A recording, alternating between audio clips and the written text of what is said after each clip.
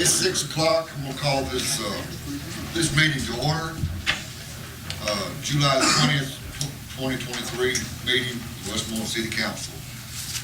At this time, Mr. Brad is going to do a devotion. So I'll stand, please.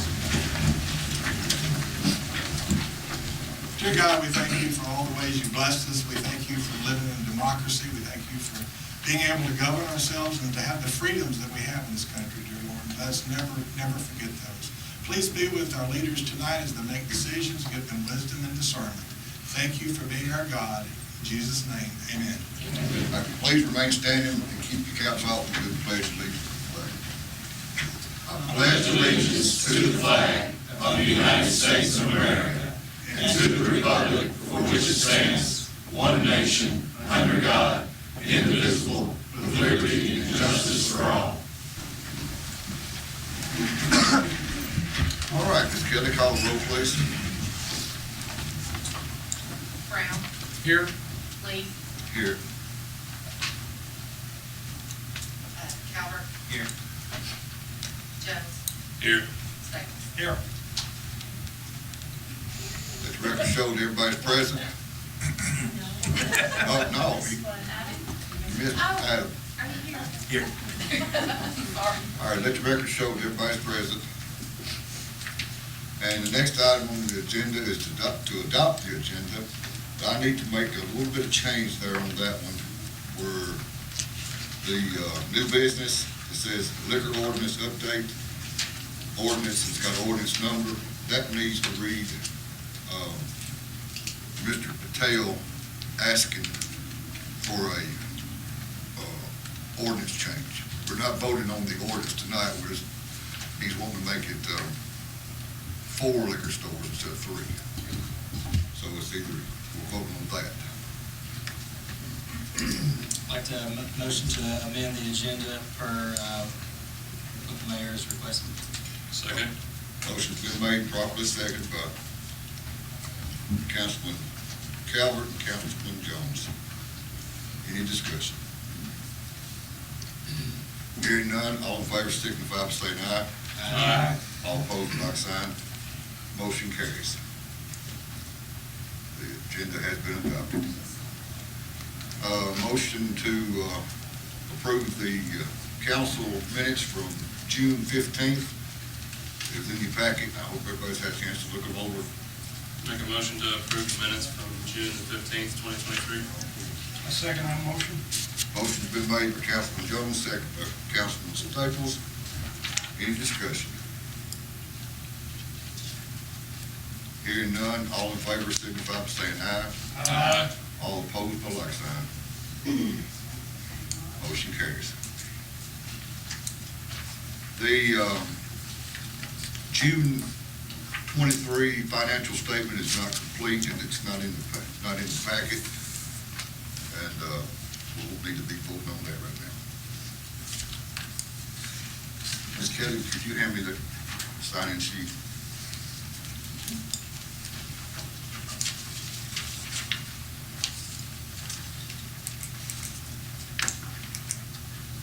Okay.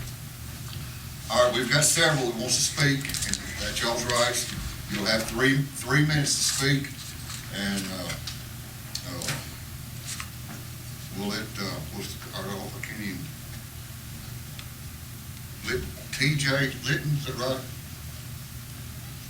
Is that what that is? Who that is? Can you tell? Linton? TJ? He's coming. There, TJ. And can you restate the rules? Yes. Before you get started, before time starts, Kelly, this is a different style meeting than what was like last time in work study. Y'all can talk to us, but we can't respond during public comments. So if you ask the question, we can't answer it. So time starts, go ahead, Mr. Litton.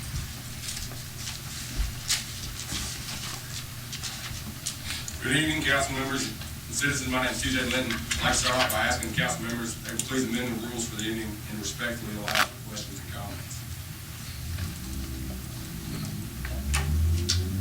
For the record, I'm not against growth. It's inevitable. Not only that, growth is welcome.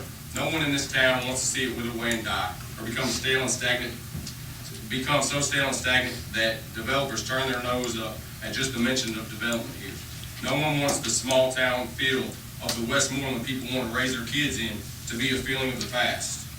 We've got a good thing here, and people want that. It's not that hard to understand. And no one wants Westmoreland to be the butt of another joke that takes away from the respectability of this town. The Westmoreland way of life. A town full of history and beauty awaits you. We're so proud to have Pleasant Grove Farms in Westmoreland, Tennessee.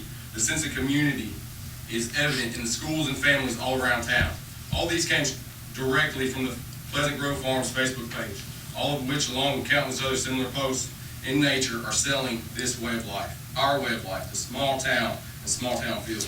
Both 5D and Triple B are both cashing in and selling on this way of life, one just faster and bigger, and on a bigger scale. Please show us the benefits and how this will benefit the citizens of this town or this county.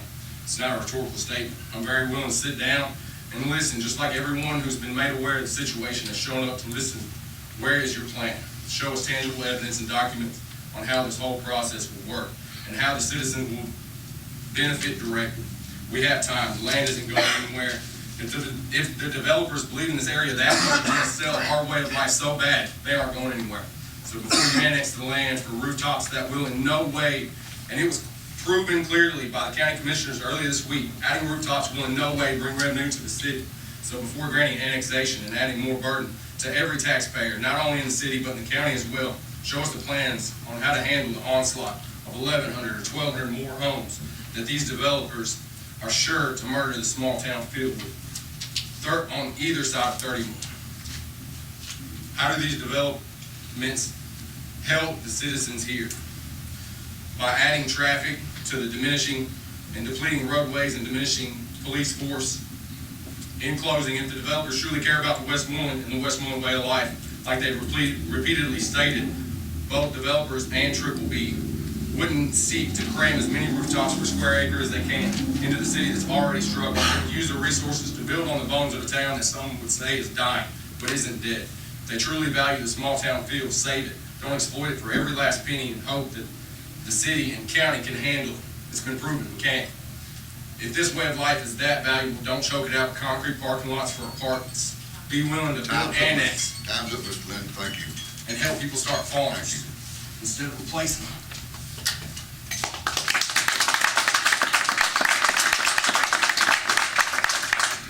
Hey, next one is Brian Spriggs.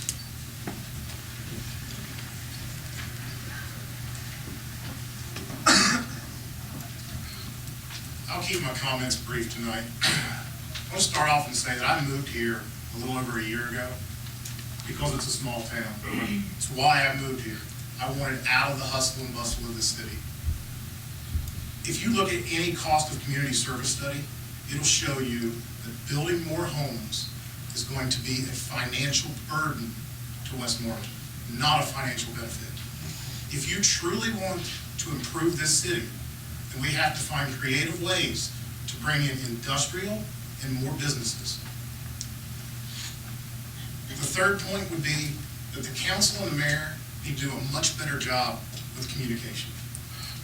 There's so much confusion in this room because we're not being given clear communication. I have personally phone called and emailed everybody up here. Not a single response. That's a problem. And I hear that from everybody else in the room. And the fourth point, if there's any relationship that anybody up here has that can be considered a conflict of interest, you need to refrain from voting. That's all I have. Thank you.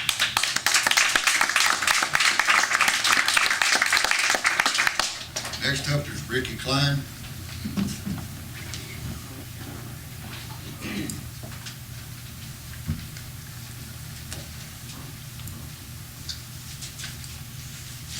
After that, if y'all guys would be willing to suspend the rule for public comment as a county.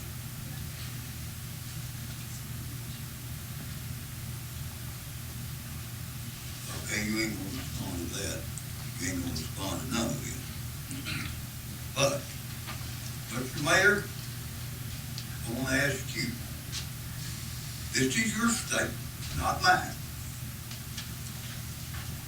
But you told me and Mr. Jerry Kirkman, the ex-mayor, that you was a secret partner in your son's business. So that would make you a beneficiary of this project, would it not? And the second question, who's gonna pay for this if the county does? Who's gonna pay for the infrastructure? Because I done talked to the county, they're not interested in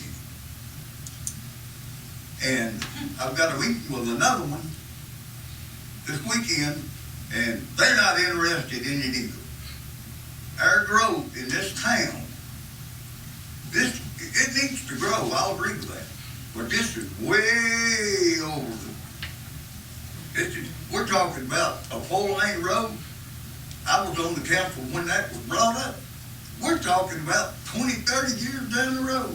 Are we not putting the cart ahead of the horse? We're building houses. You ain't even got the sewer covered. I know it, you know it too. You ain't got the water, you ain't got the money. And these grants ain't like snapping your finger. Some of them could take 10, 15 years. Are you gonna have a bunch of houses built out there, no water and sewer to them? That's the question. Y'all got everybody all confused on what's going on here. Y'all just popped up all of a sudden and said, we're gonna build houses. And nobody's had a plan. These people have no clue. Did y'all even take phase 1? Think about this. Did y'all post 3 letters at 3 public places before you voted on that first phase? If you did not post those for 14 days, you took an illegal vote. And that's simple. I think I did learn something on the council. Thank y'all.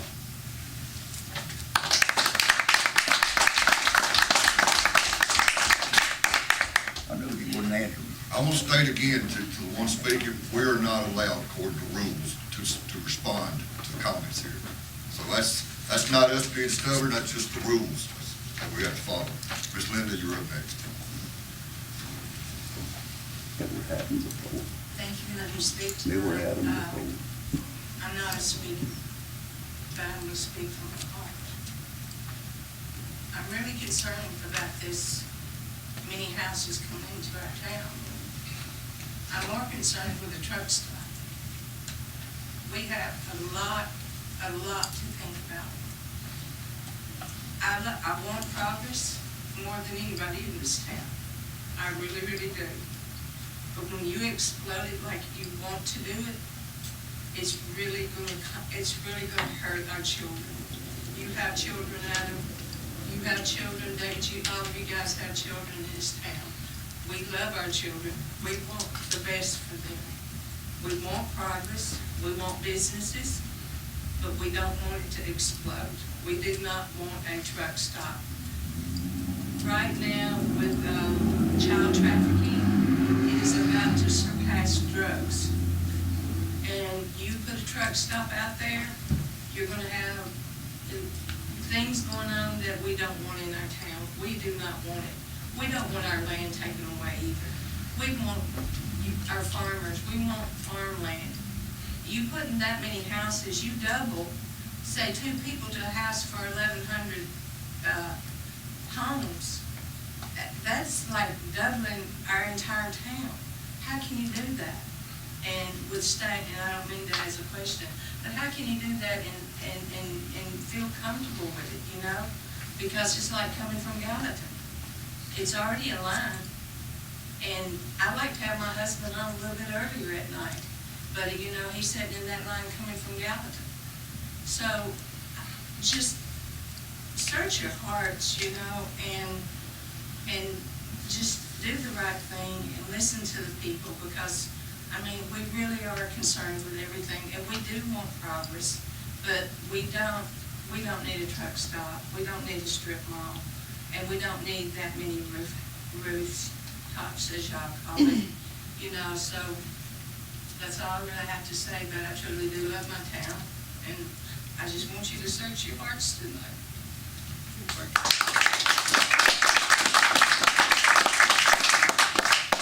All right, Miss Heather Newman. I didn't skip you this time. Thank you. Adjust the mic. Lots of people watching online are saying they can't hear us, so I just would remind everyone to speak into the microphone. First, my name is Heather Newman. My husband and I live on 31E in city limits, and the Bandy Rippey land and the proposed subdivision there would be right in our backyard.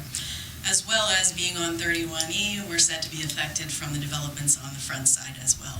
I wanted to submit to you a petition that we have hundreds of signatures against the annexations in town. I'll submit that to you, Mr. Mayor. And the signatures continue, so we can present an updated version. I wanted to speak tonight about the water because specifically at the July 6th meeting, Richard, the surveyor for the developer, spoke about adding a second water tower here in Westmoreland on the new land.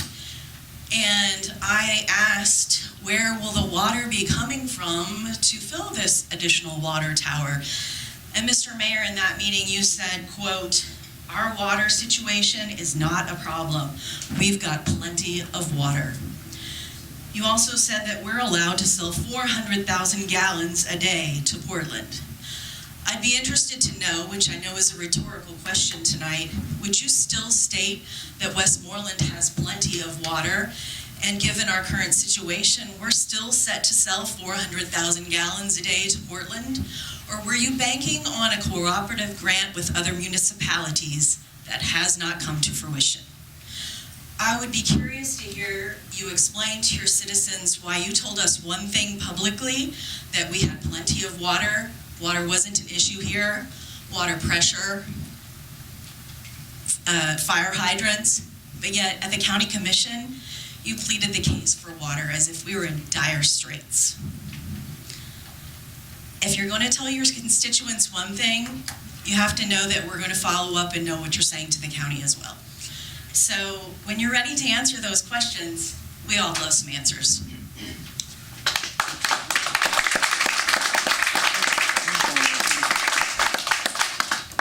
EJ.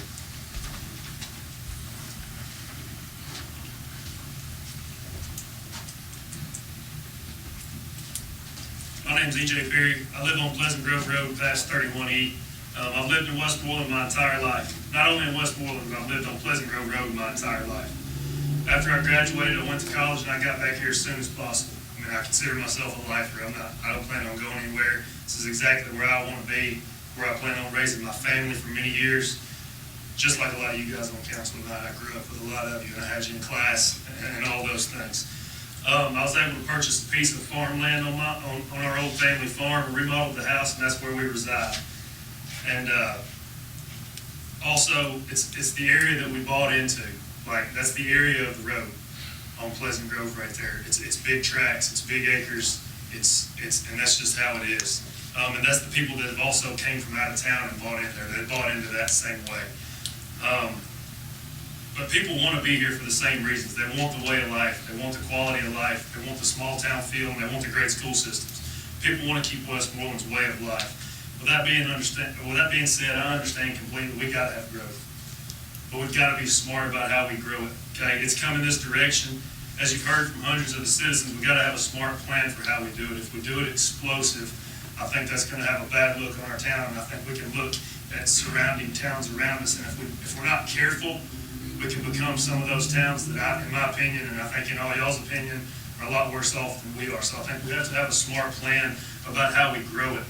I want to speak directly to the annexation proposal of 45 acres on Pleasant Grove Road right now. And I'm not up here to express to you my feelings because you know how we feel about it. You know how that community feels about that area right now. But I want to give you hard facts. Residential growth and it's proven time and time again, doesn't pay for itself, it doesn't support the infrastructure with the money you get. You lose money in tax dollars by simply just putting rooftops. And that's fact. I don't see any reason why that annexation would happen, because it's not gonna benefit our city monetarily. I don't see how that's gonna help. It's not gonna help our city.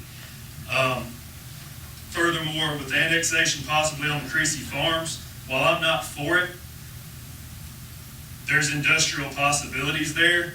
There's commercial possibilities there that could, if a lot of things line up and the stars line up, benefit our town.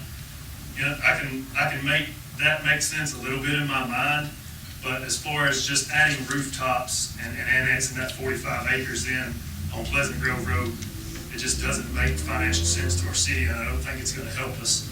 Taking all feelings out of it, I'm just trying to present you with facts, because obviously nobody in that community wants to see that happen.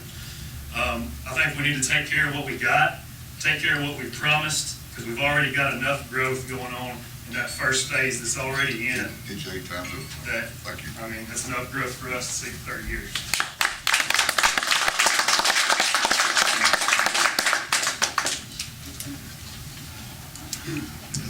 Thank you, guys. Similar story, live right next to him, large acre tracts, so I won't rehash all that. Couple of maybe more specific data about the rooftops not bringing in revenue. For every dollar brought in, it would cost $1, this is speaking on rooftops, it would cost us between $1.14 to $1.20 would be what it would cost. So there's 14 to 20 cents more in spending on every dollar that's brought in. Now, on the other end, as he sort of mentioned, commercial is 35 cents. So that would obviously be a profit of 65 cents. Thus, there's your sort of profit margin there. So again, just emphasizing that rooftops do not bring in revenue. So how would we remedy that? Raising taxes. The more land that's annexed, the more the city has to be responsible for an upkeep. All infrastructure would be affected by that, water, sewer, roads, et cetera.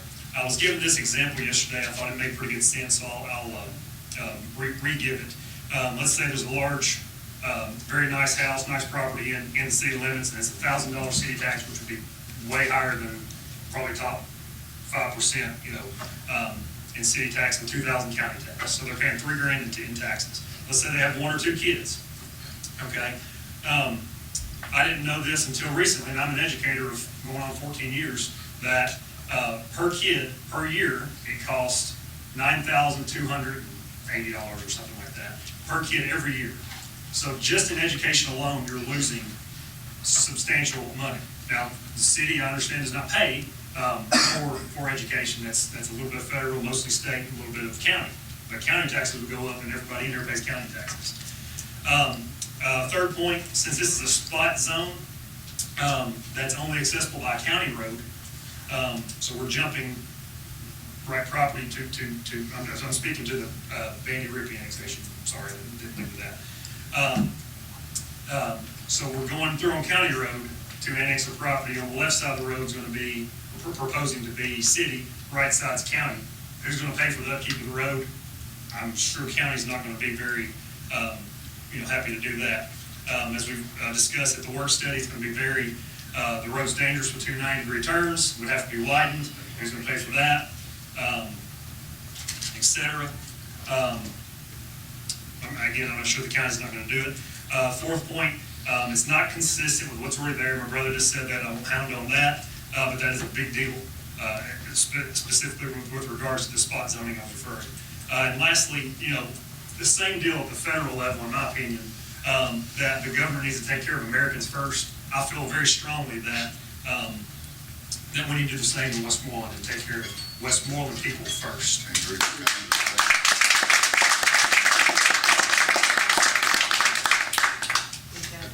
Brian? Yes, sir.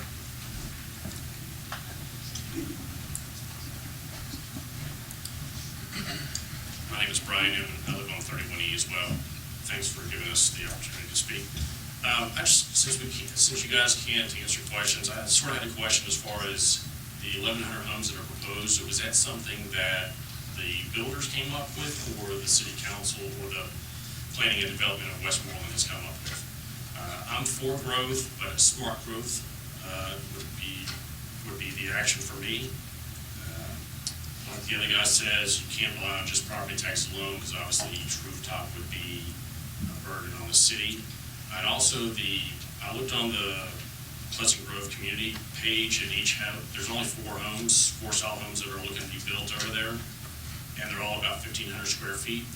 Why are we limiting our demographic to a certain price point? What if they built homes that were twice that size? That would still be double the amount of property taxes that the smaller homes would have. And then also, you want to bring in people with buying power. So if if you got a $500,000, $600,000, $700,000 home, those people are going to probably have more potential to invest money in the city as far as rehabbing the current locations that aren't occupied or opening up new businesses. So that's all I have to say. Appreciate it, guys. Thank you. Doug Worsham. My name's Doug Worsham. I live at 6728 Highway 31 East, and this is my lot right here, which backs up to this proposed subdivision. And you'll see this little roadway that's proposed to come through. That's where the deer come through about every day and walk strolling across my property. They either go up or down the highway, north-south. Sometimes they get foolish and try to cross it. The main idea I'm here for, though, is I don't like this idea personally, and I really don't like the other one, Chris's old place, because to me that's way too much of an impact on this town right now. Later down the road, maybe it'll be fine. And like the lady said before us, I don't believe we have the capacity for the water, sewer, schools, or anything that is mentioned so far. And I think we need to concentrate on trying to do something about that first and get businesses in here. Now, one other thing has got to do with anything to do with you. I'm also a registered land surveyor. And I have designed, I don't know how many subdivisions, this smaller one or the large one, all through Middle Tennessee and Davidson County. I'm asking the people out here in the audience, if Mr. Graves needs to speak again, please don't jump in too hard, because he is just doing what he's getting paid for. I've done it before, and I've been in situations like this before, and it gets a little tough. Thank you. Thank you.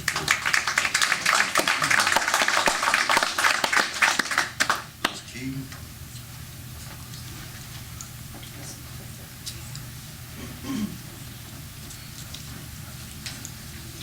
I'm not very much speaker, but I live off of Pleasant Grove Road.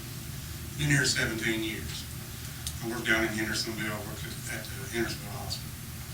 I see a lot of traffic coming up and down the road at 31. So what I'm worried in conditions is on the infrastructure on the school system and what the cost is gonna be. I ain't seen anything on the future of that, if we get all these houses and everything coming in. Because whoever thought, I've been living in Sumner County all my life. I'm 64 years old. Whoever thought that Cottontown would have a high school and a high school football field and basically elementary school. We never dreamed something like that. It's because of all the growth of Hendersonville that went that way. You took from Hendersonville, White House, and Station Camp for that. And I think our children needs more than what we're trying to do now. If we're going to have that much growth, it's going to happen just all of a sudden. We need to look at that. We need to look at that pretty hard on what's going on. We know the money is not there right now. So I don't know who's going to fund that. So if you're going to add property tax to that try to upgrade the school systems just for all the families that's coming from other states in here, we need to look at that pretty hard. That's all I got to say.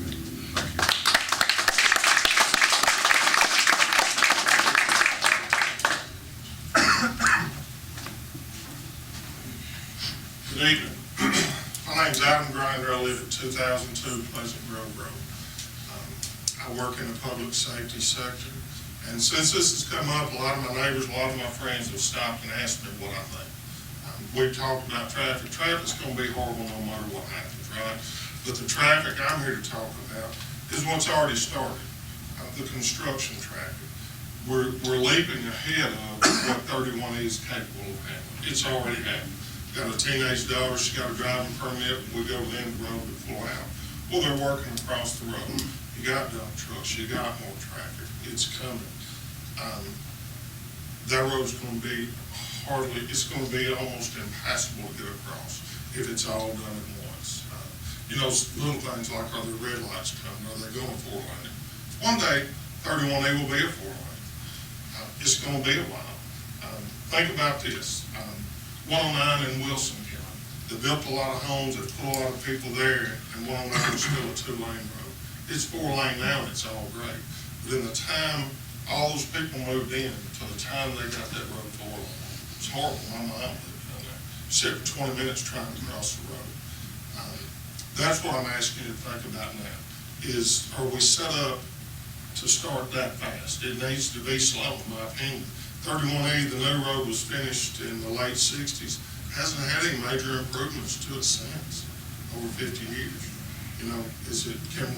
Can we get, not the horse before the cart, but there needs to be some things done, in my opinion, before all of that comes in.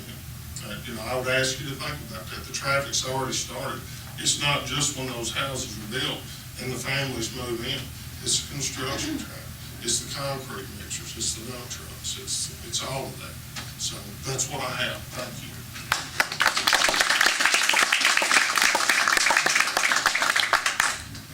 Brandy Litton. Brandy.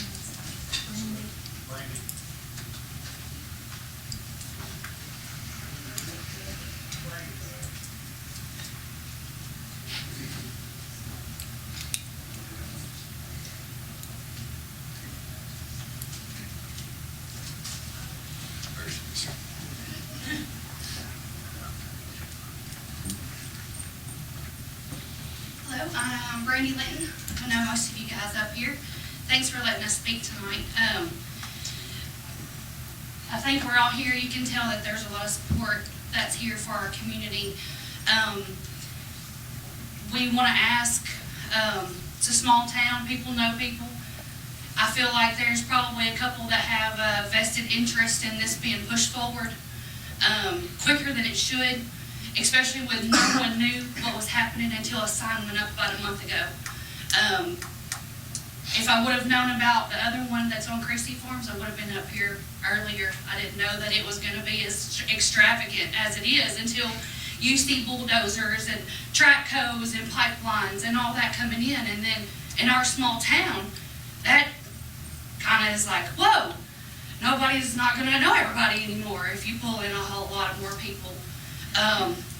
My other thing is, Brandon, not to throw you under the bus, but this gentleman has been asking for water for months.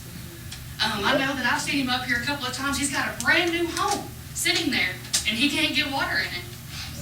But then we want to annex 11 other homes, 1,100 other ones, or however many ever the number is, when we've got a resident that's been here for years, that's bought his land, that's done the right thing, that's bought it, I don't know how long ago it was, but there's probably other people in this town that have bought land that just can't build a house right now.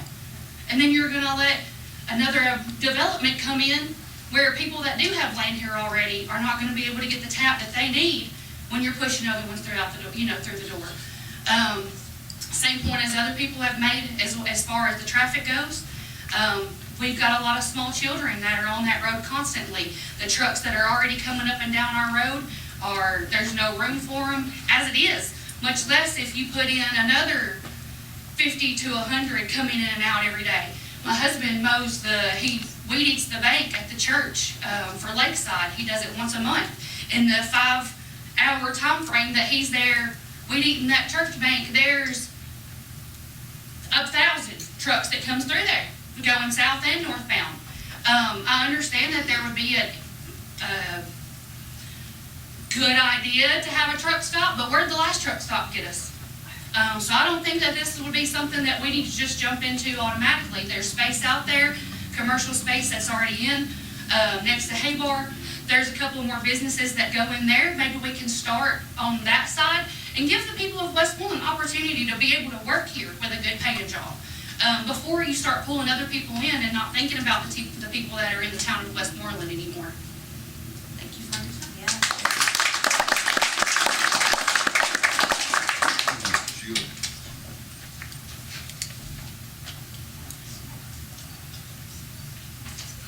Hello, my name's Sheila McKinney.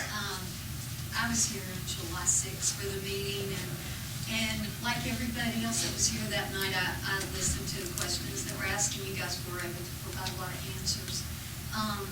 I think that from listening to everybody tonight and everything that I hear and read, I think that the lack of information is what's kind of everybody sort of said. I really wish that there was more information available. I'm a little bit naive, and when I was here before and I was listening to the presentation that was made on behalf of the developers, I assumed that the information that was provided was documented facts. I assumed that they were until some of the things started to sound maybe a little questionable. So myself and a lot of other people who were here did some fact checking. And it's not hard to do. I mean, you can reach your county offices, you can reach your state offices, and you can find out, what's in the works, what's not in the works. It sounds like maybe we were provided some misleading information. I think that you guys have a big decision before you, and I respect that. I wouldn't want to be making a lot of the decisions you have to make, but I would think that having good information would be really important. I hope that all of you are getting the answers, getting the facts that you need to make that decision. I mean, I understand there's not going to be any road work going on anywhere on 31E for a long time to come. And if you'll contact TDOT, you'll find that out. But there's a lot of questions, and everybody in the community just wants things to be safe for their families, for their children and their grandchildren, and I think you guys all want that too. Healthy growth will be good for this town, it will be good for your families, but it needs to be controlled, and I think that you guys would want that too. So I'll be praying for you as you make the decision. It's a big one. Thank you. Scotty? Scotty, got a walk.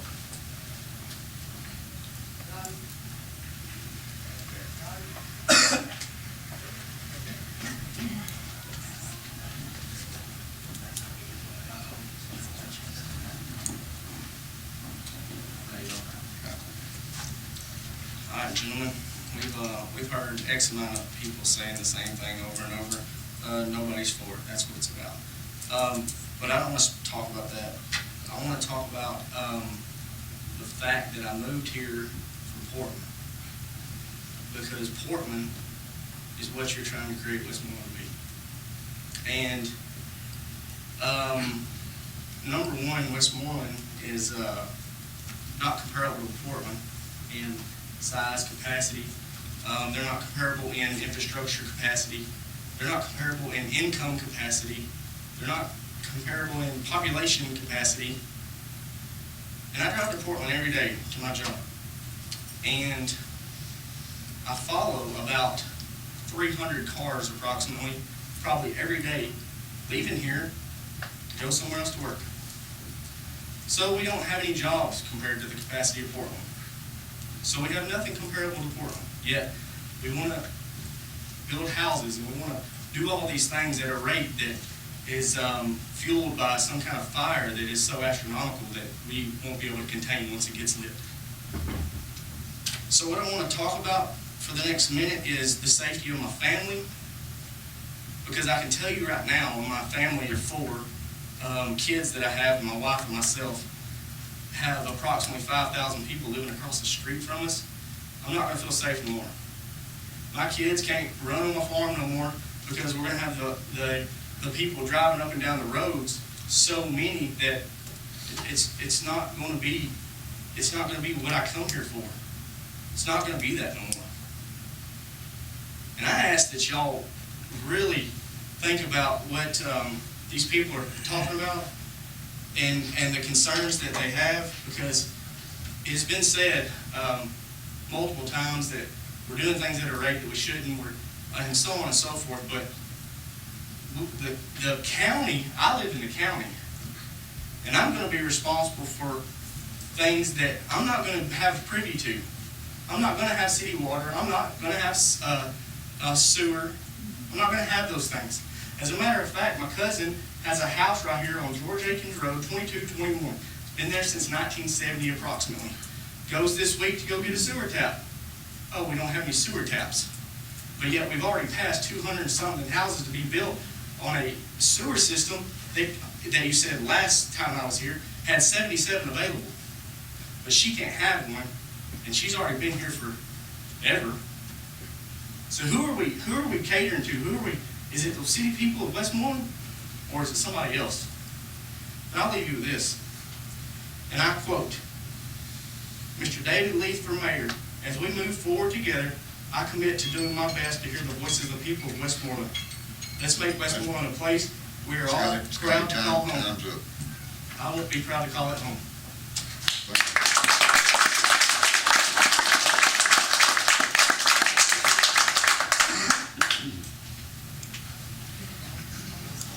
I would like to speak on the zoning ordinance first. Okay. You got 3 minutes right now. Okay, I will take 3 minutes on the zoning ordinance. I read through this, it's about 207 pages. On page 43, I noticed an error.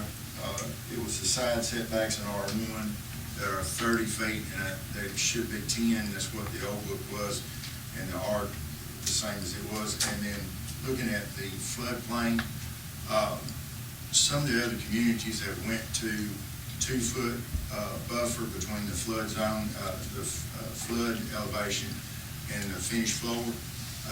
This book has still got 1 foot in there, and I think it would be prudent for y'all to look at maybe doing 2 foot. It helps on the insurance.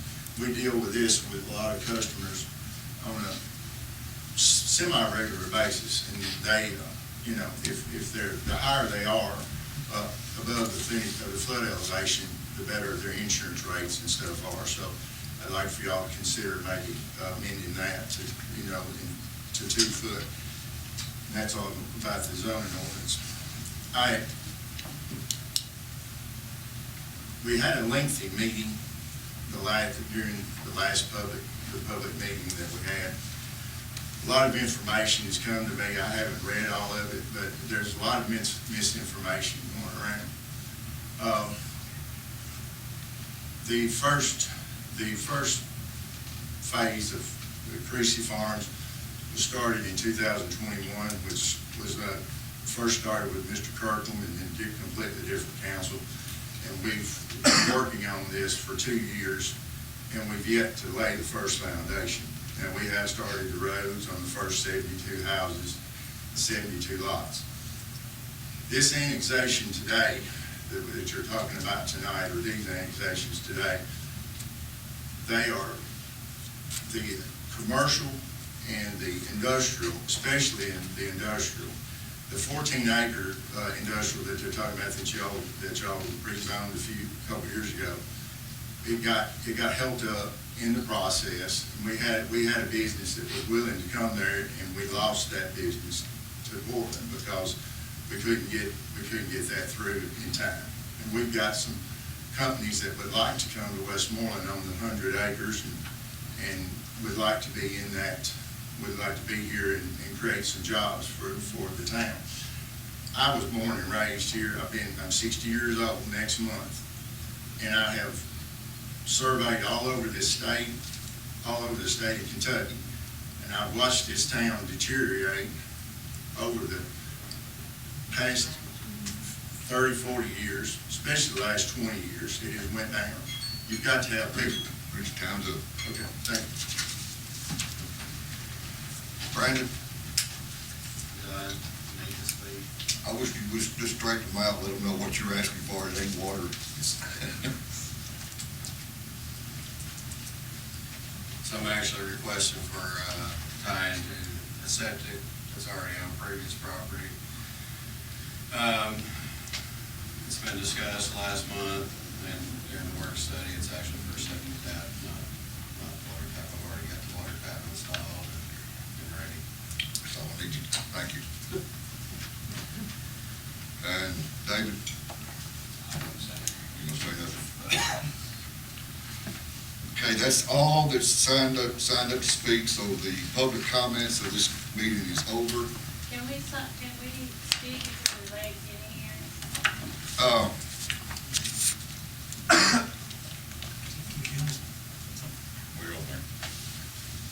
we've heard enough.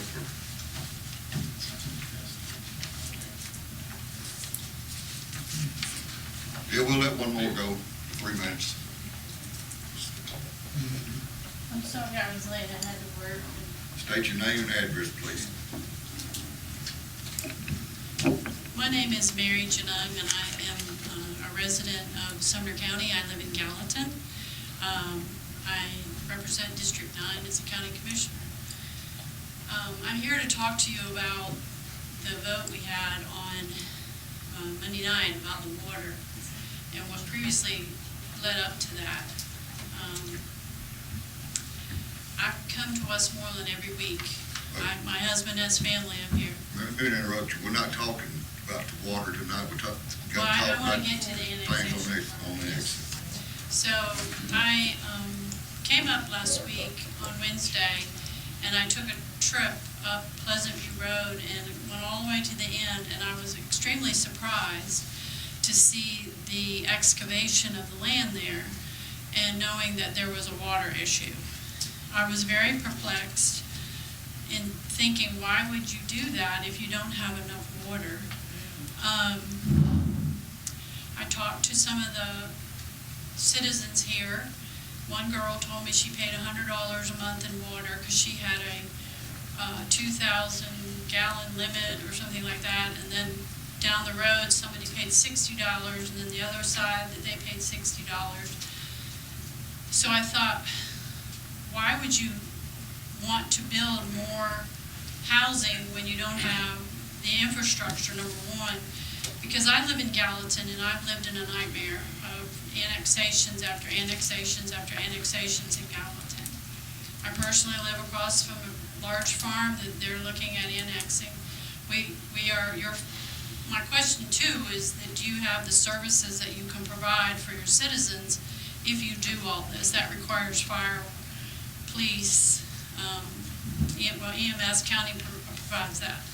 But you also have to understand that you will add more need for school, and that causes, the county will have to build more schools, and that will raise the taxes for the folks in Westmoreland.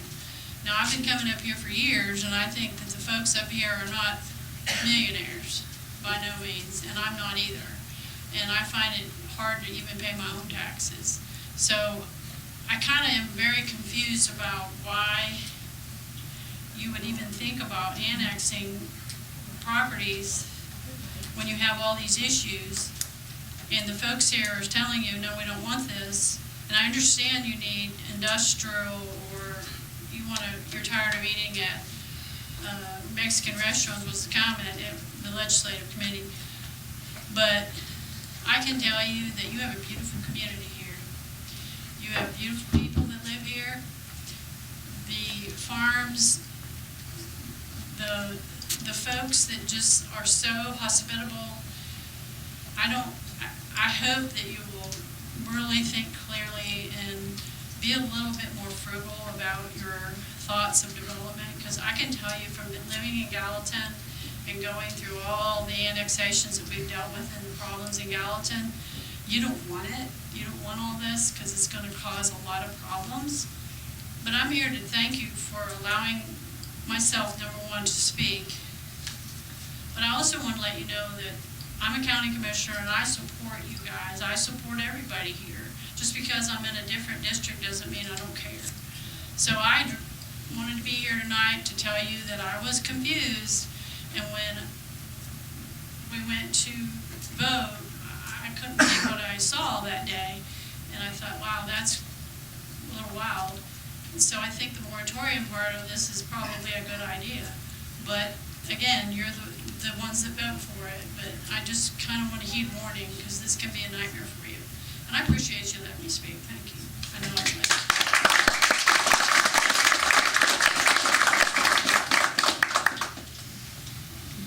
Okay, that does conclude the public comments. As we get into our business, from this point forward, there's no input from the audience, unfortunately. That's the rules. And the council members can't even speak until the motion and the second has been made for the discussion. So bear with us while we go through this, and please try to refrain from saying anything. Well, I will enforce that. All right, unfinished business.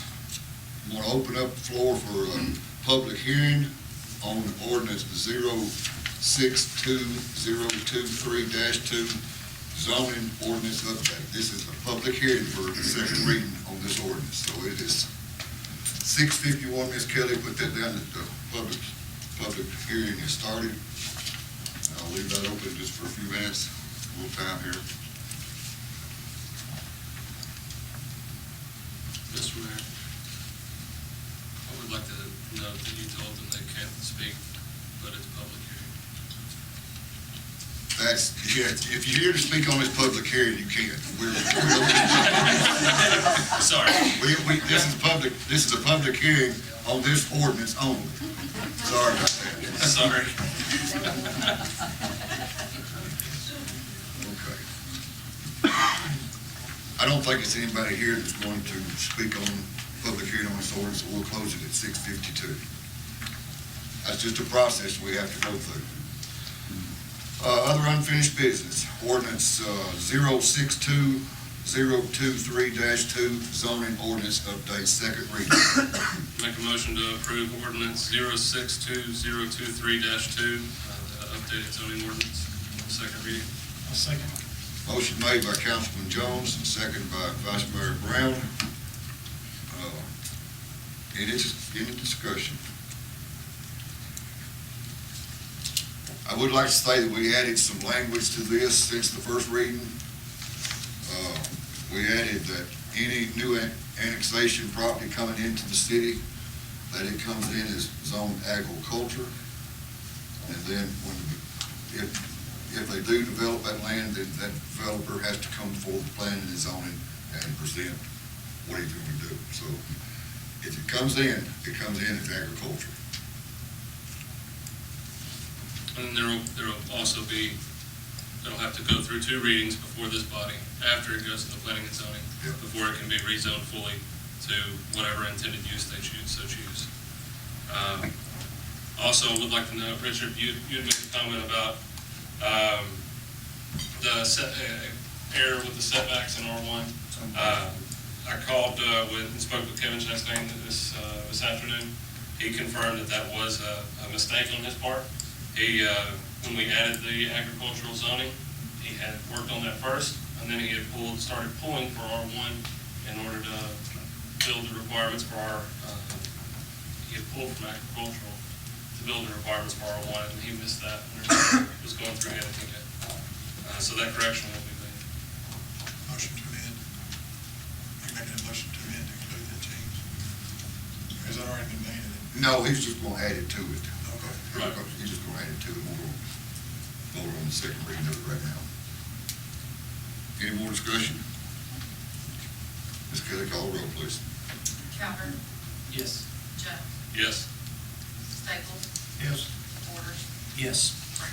Yes. Let the record reflect, passed unanimously. Next unfinished business is ordinance 062023-1, reconnection fee increase. This is the second reading on that. Make a motion to approve ordinance 062023-1, increase the reconnection fee. Second. Motion made by Councilman Jones, second by Councilman Borders on reconnection fee. Any discussion? It's just levelizes in the new rate, it's both for the inside and outside city limits, it's $55. Yes, it's just making the rate same on both sides. It's a lot better, easier to keep up with. Any more discussion? Ms. Kelly, call the roll, please. Jones. Yes. Staples. Yes. Borders. Yes. Brown. Yes. Calvert. Yes. Motion carries unanimously. Next item is Brandon Gross's request for sewer connection. This is old business. Brandon lives outside the city limits and is asking to tap onto city sewer. Make that motion that we allow Brandon Gross to tap into the sewer connection. Second. Motion's been made by Vice Mayor Brown, seconded by Councilman Jones. Any discussion on this matter? Yeah, I think we need to rehash that maybe in a shorthand way. That essentially, it's my understanding, Brandon went to, he actually tried to get his land to perk, it did not perk. He has already requested sewer connection, and we asked him to try to get his land to perk and to do a septic system. It did not perk, and since he has already requested a sewer connection, we're essentially voting right now whether to actually allow that now that we know that he cannot, he doesn't have another option. And this is because there's already a pit adjacent to his property. Right. Of which he already owns. It's not new. That property is still In the city. in the city. In the city In the limits. city limits, Yeah. yes.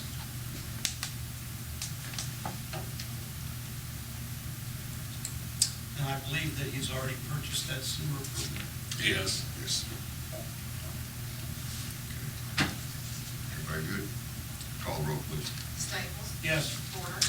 Yes. Brown. Yes. Calvert. Yes. Jones. Yes. Motion carries unanimously. Okay, that's on to new business. First item is the, Mr. Patel requesting that we change our liquor ordinance from 3 liquor stores to 4.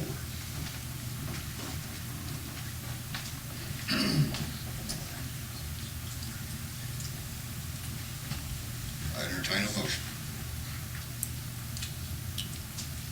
I'll make that motion that we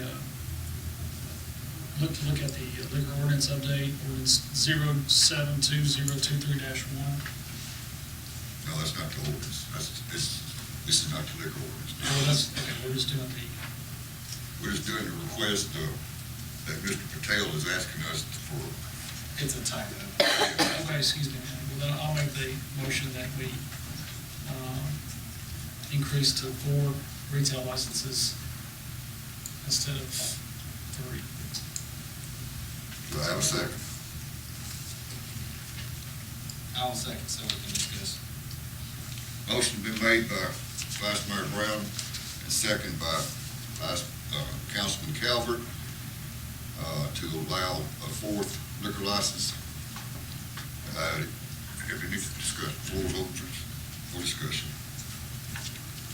I just want to say that Mr. Patel did ask if he needed to be here tonight. He said he is still interested, but he had something else that he needed to do, so that's why he's not here. I personally don't think we need a 4th liquor store, but that's totally y'all's decision. At this time. I agree. I don't know that we could support 4 liquor stores.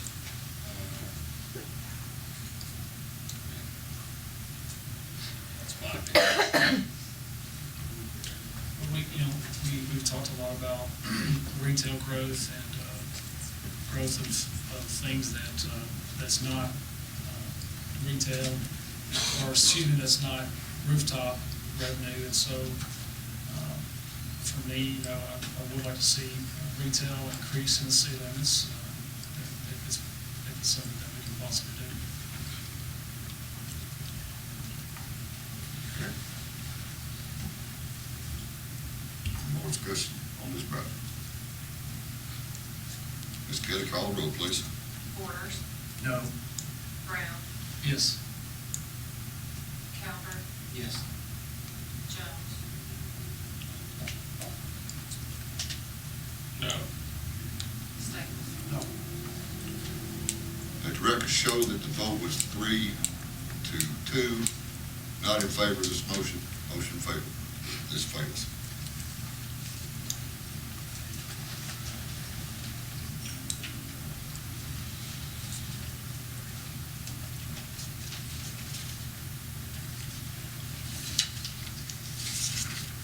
Next item of business is the Holloman annexation resolution R082023-1. Do I entertain a motion for the first reading on this?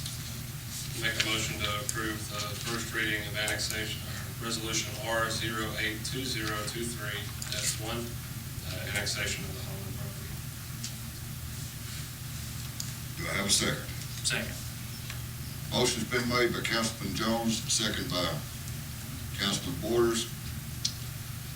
Any discussion on this matter? I want to make a point. Heard what the public has said about the number of rooftops, and I also heard what the public has said about slow, sustainable growth, slow, smart growth, controlled growth, and I've also been here long enough to remember what happened to this community when Fleetwood closed up shop. The largest Fleetwood manufacturing facility in the nation. And as a result of that, our economy was not diverse at all. Our economy was solely reliant on Fleetwood and their success. And when they decided to close up shop, you started to see businesses close downtown, you started to see businesses close elsewhere in town. You started to see businesses pop up and fail. And Mike's, the grocery store, even moved to a higher traffic location to improve his business. I'm in favor of this property and annexing this property because of the industrial opportunities and the commercial opportunities, the jobs that can come along with this, to promote incomes in our community that allow people to have a living wage, not a minimum wage, you can say that, people are making $14 an hour now, that's more than minimum wage. That's, if you want to look at it, minimum wage is $14 an hour right now. With the way that inflation has gone, the way things have changed in this country since COVID, these opportunities, job opportunities that would come along with this, allow people to have a living wage, a true living wage, to be able to go and have expendable income, to go spend money in our community, and go spend money to local businesses and drive local business to help see them thrive and grow and be able to have success. It kills me every time we have a business open up and within a year or 2 years fall apart. And I'm a local business owner. I go into a door business. I have to go elsewhere most of the time to drum up business because the cost of windows hasn't gone down. It's only gone up, just like everything else. And unfortunately, we don't have the jobs here to drive the incomes for people even to make improvements to their homes. We as a council hear people in the community all the time talk about how there's a dilapidated property here, there's a dilapidated property there. Some of the property owners should be able to take care of that property better. Others struggle just to make it day to day. Struggle to make the minimum water bill payment, struggle to make the property tax payment, like people have noted today. But this opportunity gives them maybe a new rebirth on what their future could look like. Not to mention, be able to work at home, closer to home, and not have to drive 30 minutes to an hour just to go have some place to work. Because I would love to work a lot closer to home than an hour away, hour and a half away some days, because that's time away from my family. And I know other people feel the same way. People in our community feel the same way. So I made the motion to approve this for that purpose, and that purpose, the majority alone, is for the jobs that it brings to our community. Just wanted to. I will make the statement too that this is not going to happen overnight.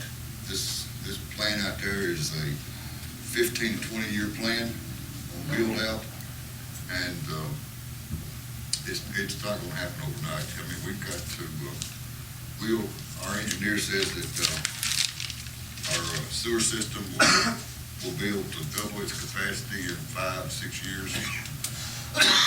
So the growth has got to wait on us to get our sewer system up and running. And just to clear y'all's mind, Westmoreland has plenty, ample water to feed this project. We're not hurting for water. We've got some lines that are going to have to be repaired, but we're not hurting for water. Gallatin has a $32 million gallon permit a day from the Corps of Engineers that they pull from Cumberland River, and we're hooked directly to Gallatin. That's where we get our water. So water is no problem. I do have some questions. If we annex this property, do they fall under the existing rules, or if we change some of our ordinances, some of our specifications for the things when they're built, will they fall under those new specifications? Well, we just passed on second reading on the new regulations, so they will fall under the new regulations. Do those new regulations have enough information and specifications on storm drain systems, on water distribution systems, on sewer collection systems? Are we gonna continue to tap into a dilapidated vacuum system, or are we gonna require a different type of system be installed? And do we have proper specifications in line for that, so that we don't let them adopt what we already have, but we have to have new specifications that state specifically what we want, even up to brand names of pumps and pits? Yeah, I think it does, don't it, Richard? You've looked it over, Alex, you've looked it over. Aaron's still here? Aaron, When, do we have something like that in place? Yes, I had just been working on that the past 2 years, and I just finalized it a month ago. So our standard sewer specs and standard water specs are up to date with what we are looking for in the future, and it does not allow vacuum system. So everything new that would come in has to be on That's correct. gravity? Gravity or low pressure pump Or low system? pressure system. yes.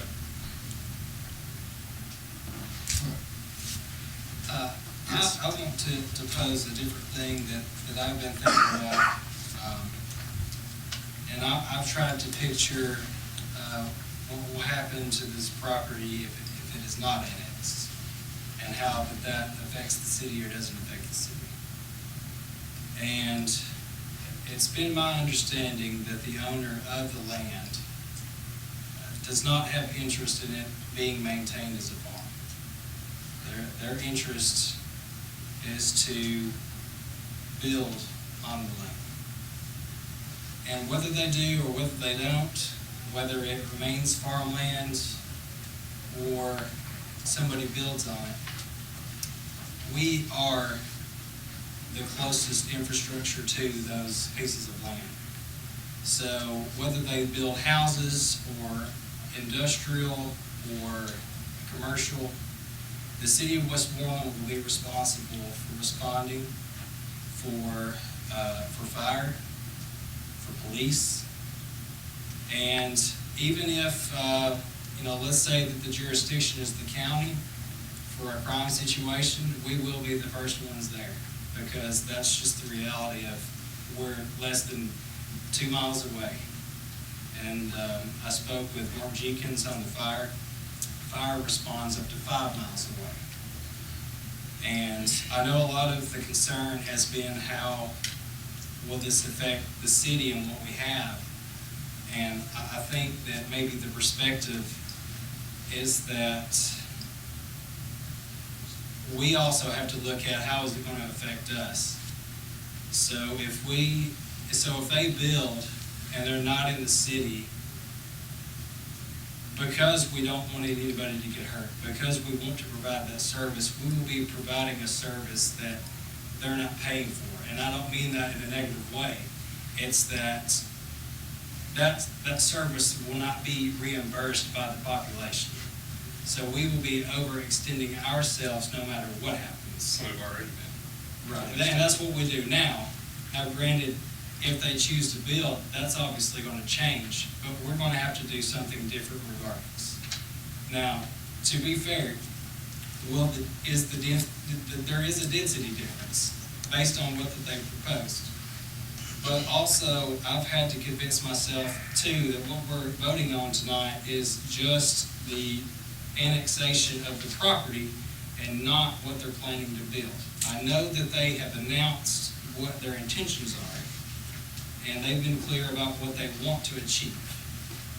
But they also are governed by our process, and especially since that we've passed these new zoning restrictions, they're going to have to go through a stringent process in order to be able to achieve what they want.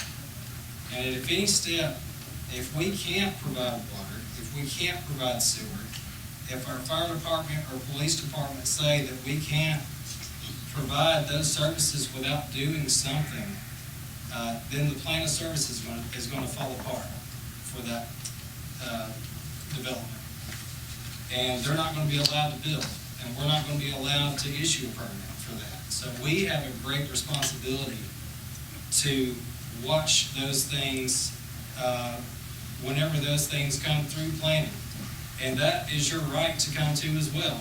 Whenever, if and when that happens, you're welcome to come to those meetings just like you are to these. And it's a very similar setup. And you have a voice there just as much as you have at these council meetings. I would make a note of something else that was said earlier during the public comments portion. I heard several people mention that we need to have a plan, right? Well, I also heard several people mention that there's been a lack of information or lack of communication. And I'm big on extreme ownership. I'm big on owning my faults. And I'll accept responsibility for a portion of that. I'm sure the rest of the council would probably accept a piece of ownership for either a lack of communication or just simply that we don't know the best form of communication that we can use to communicate some of these things. But as far as a plan, this zoning ordinance, we started 8 months ago? And we started that because we saw a need when Pleasant Grove Farms was approved. When it was submitted, when it was annexed, when it was the first two phases were approved of that development. We saw a need that, look, this zoning ordinance is so old and been added to so many different times. We've got a problem here and we need to fix it before the next developer comes in and tries to do something. Because while this developer has done exceptional with providing above and beyond what our ordinance requires and requests of him, the next one may not be. So we devised a plan to address that. And that's what we just passed this evening with the zoning ordinance. In that, part of that plan is we want to be able to establish a little bit of control about what happens in our community. And when we allow these annexations, we want to have a little bit of say-so as to what that owner does with that property. Because that affects you and I and everyone in this room, whether you're in the city limits or not. So I'll end my statement by saying, with an annexation, you know the 5 people here, whether it's the same faces in a year and a half or whether it's 5 completely new ones. You know the people here who are working for you, working with you and alongside you, listening to you and hearing you out. I've talked to a bunch of you in the room, and if we don't approve an annexation, you're stuck with the county commission who half of them don't have all the information, don't have full information. You heard a county commissioner here tonight not give you correct information. And that's because she doesn't know it. And they don't know it. They don't know what's going on up here. I'm just saying that they don't know what's going on up here. The majority of them don't.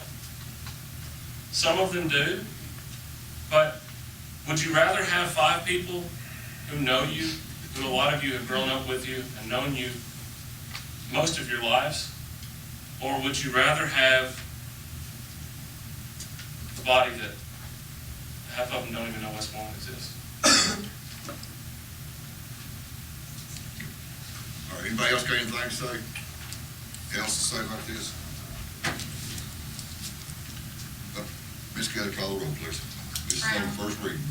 Brown, Yes. Calvert, Yes. Jones, Yes. Staples, No. Borders. Yes. Let the record reflect 4-1. The first reading of the annexation passed. Next item is the Holloman Plan of Service Resolution R082023-2, Plan of Service. I entertain a motion on this one. Make a motion, we receive plant services resolution R082023-2. Motion's been made by Vice Mayor Brown. Do I have a second? I second.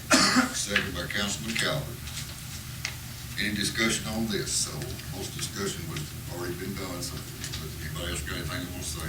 I would like to make a statement that I did read over the plan of services thoroughly, and I just wanted to make a point that if anyone else hadn't seen it, the plan of services read as the property is now.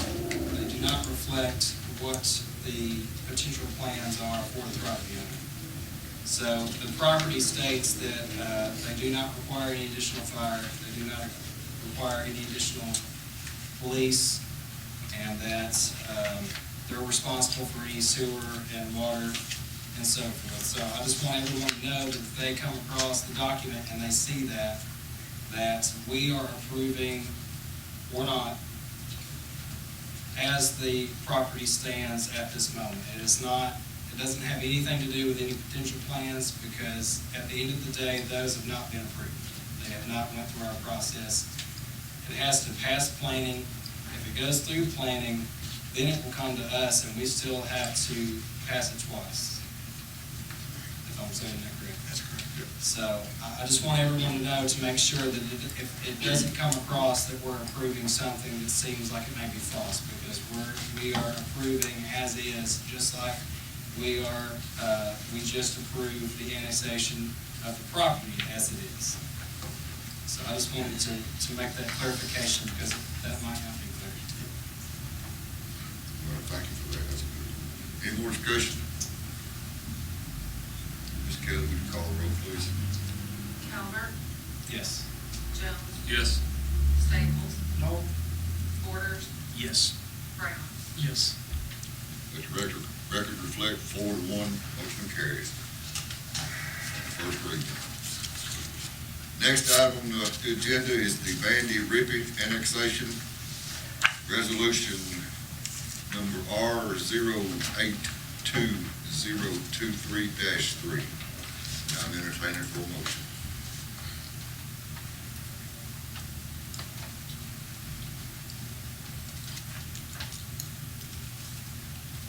I'd like to make a motion to defer until the work study. On first reading. I'd still like to make a motion to defer, because I still got questions I'd like to ask, and a lot more discussion to have. All right, Councilman Jones has made a motion to defer. Do I have a second? I second.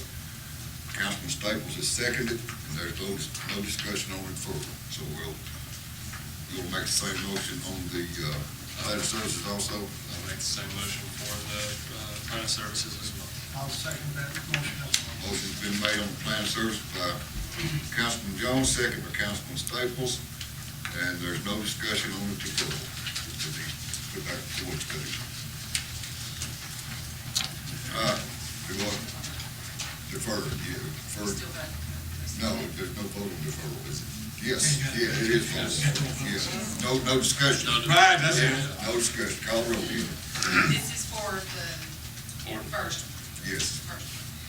Jones, Yes. Staples, Yes. Borders, Yes. Brown, Yes. Calvert. Yes.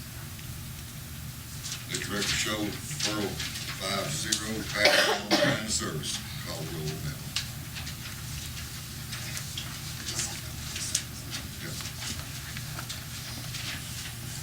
Staples. Yes.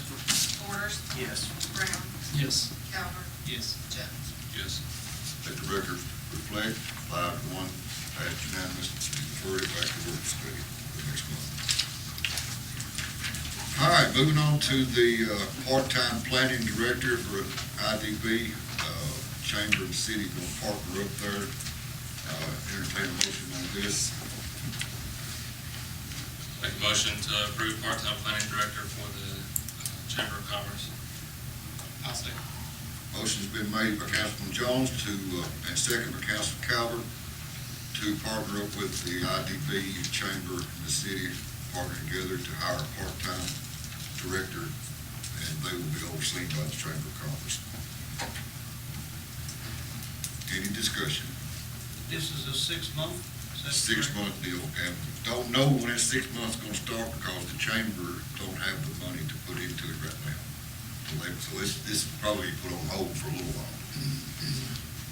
Just making sure the funds are there once they're ready to hire a director. Right. And what was the city's? I forget now what. $600. Yeah, about 600 more. For 6 months. Yeah.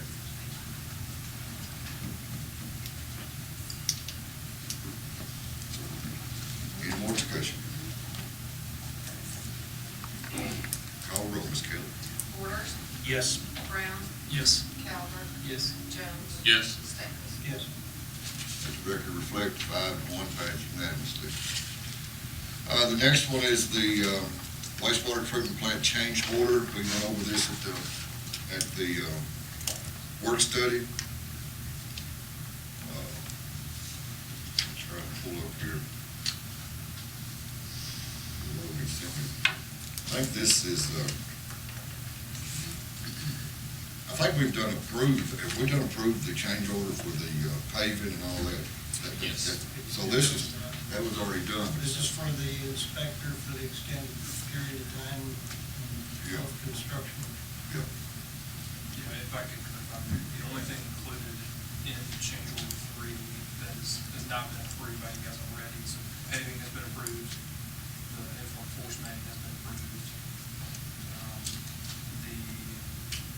The deduct of some stormwater drainage structures has been approved.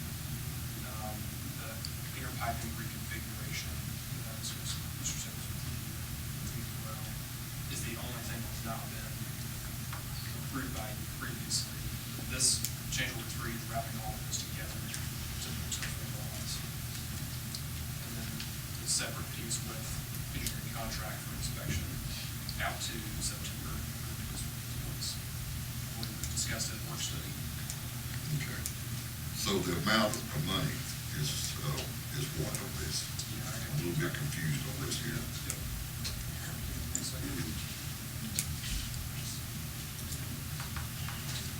So the total change order for 3 is $365,000, which is summary of those 4, just detail. And then the engineering contract amendment is just over, getting, if you want me to get exact contract, would that be helpful? Engineering contract amendment 2 is $66,500 for inspection services. Okay.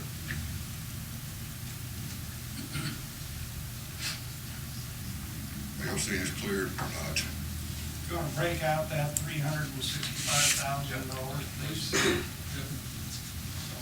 I'll take it slowly so you can write if you're doing so. And I'll just give exact, just because it's easy to. So change order 3, project change order 3, the total is $365,640. $365,640. And that includes, I actually don't have these exact in front of me, so these will be, if you have these 4 up, it may not be exact to what the owner is going to be. But for paving, has been approved, is $237,000. Paving is $237,000. And influent force main tie-in, it is $115,000. That's approximate. The change for the air piping reconfiguration is $21,000 approximate. And then there's a deduct of $7,000 for stormwater drainage structures. If you want to also write down, the engineering contract amendment 2 is $66,560. That's an hourly fee, so it would be not to exceed only as. It's an hourly fee of $80 an hour, up to $66,000.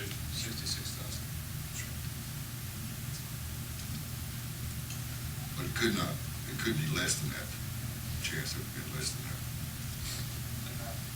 And that's estimated construction out to September 22nd, which is what the contractor's current estimate schedule is.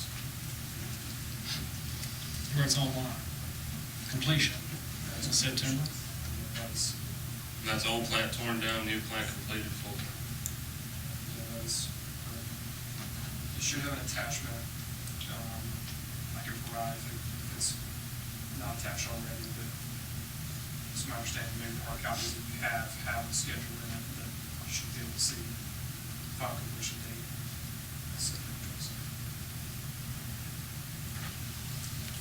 All right. I get a entertained motion on approval of this change order. I make a motion that we approve the change order for the wastewater treatment plant. No second. Our motion's been made by Mr. Staples, seconded by Councilman Staples and Councilman Jones to approve the change order for wastewater treatment plant. Is there any discussion? Any more discussion? Is there any more change orders coming? Just so I can prepare myself. I don't want to be too optimistic, but you're making headway. All right, Ms. Kelly, call the roll, please. Brown, Yes. Albert, Yes. Jones, Yes. Staples, Yes. Waters, Yes. Let the record reflect 5-1 passed unanimously.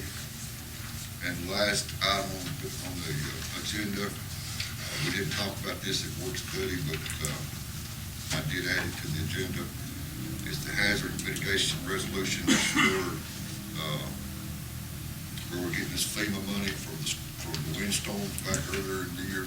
We've got to pass a resolution before they will distribute those funds.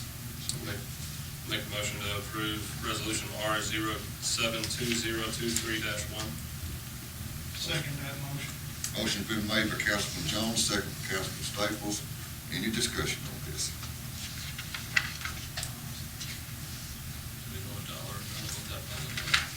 Aaron, do you remember what you turned into them? I do not off the top of my head. Okay.